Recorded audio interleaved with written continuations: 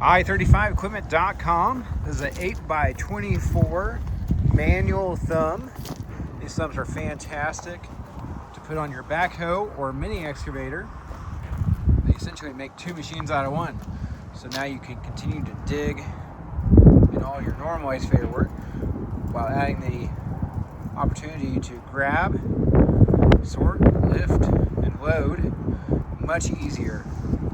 This thumb has two tines or fingers, 1, 2. See, they are serrated, give you a better grip on whatever it is you're grabbing. Also fantastic for pulling those trees.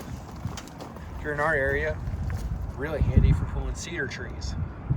This thumb has 3 different pin-on spots here for your bracket. This allows you to move your thumb further or closer to your bucket, depending on what you're grabbing. Also, you can take this pin right here, and this bar goes out. This pin comes up and pins right there, allowing you to pin the thumb against the stick for unhindered digging if need be. They just weld right onto your machine. I'm going to show you how far away the tines or fingers are. Looks to be about 8 inches outside to outside. Appreciate you taking time to watch. If you have any questions, give us a shout.